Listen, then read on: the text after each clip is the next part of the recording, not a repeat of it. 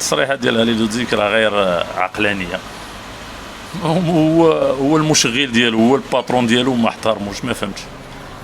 وغنصيفط هذا الميساج بالفرنسيه للسي هالي لودزيك باش يفهم، باش ما يوصلوش اللي بغاو. سي هالي لودزيك، quand vous sortez avec des commentaires comme ça, vous avez un responsable.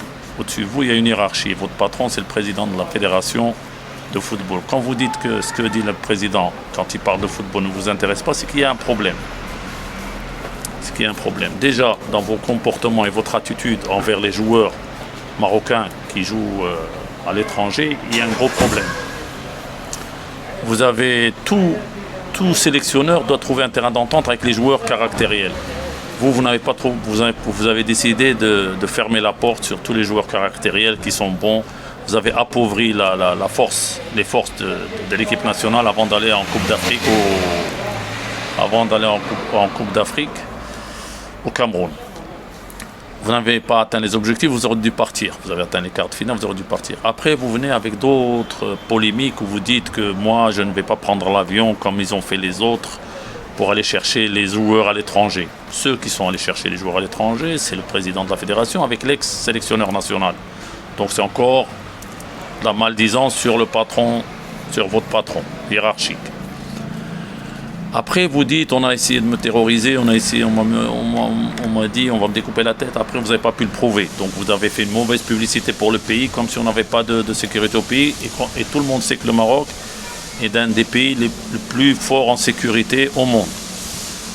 Troisièmement, vous avez insulté le public. Je ne vais pas sortir les mots vulgaires que vous avez utilisés, mais c'est pas grave. Vous les avez insultés. C'est grave, mais je ne vais pas les sortir par respect.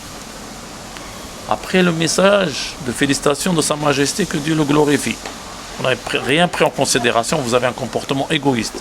Vous avez été renvoyé avant la Coupe du Monde par le Japon avec des gens qui sont patients plus que n'importe qui sur Terre. Donc vous avez un problème d'attitude, vous êtes égoïste, vous voulez, à chaque fois que vous parlez, c'est pour blesser les gens, pour leur faire mal. Je n'ai pas compris ce comportement. Aujourd'hui, en tant que membre fédéral, j'espère qu'on prendra les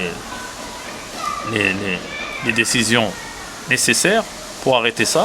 Il y a la commission d'éthique de la fédération, il y a la commission d'éthique de la FIFA, par rapport à tous les comportements que vous avez eus pendant cette durée de 29 mois. En 29 mois, vous n'avez pas pu faire une sélection homogène pour qu'elle joue au moins 4 ou 3 matchs. L'effectif a toujours été changé à 1 ou 2 ou 3 joueurs.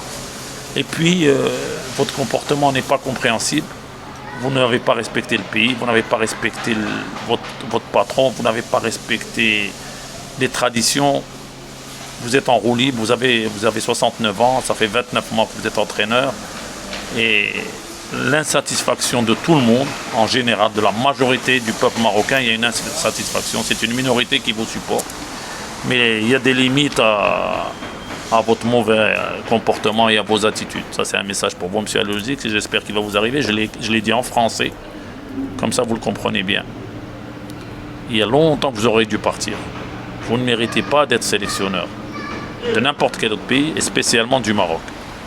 Et ça fait mal au cœur de le dire. Je pensais que vous alliez faire un bon travail, mais vous avez fait tout à fait le contraire. Et on doit se préparer encore pour le 2023, sans vous j'espère, et 2022 au Qatar pour se qualifier en Coupe d'Afrique, 2023 en Côte d'Ivoire et 2022 au Qatar, Inch'Allah. Et relier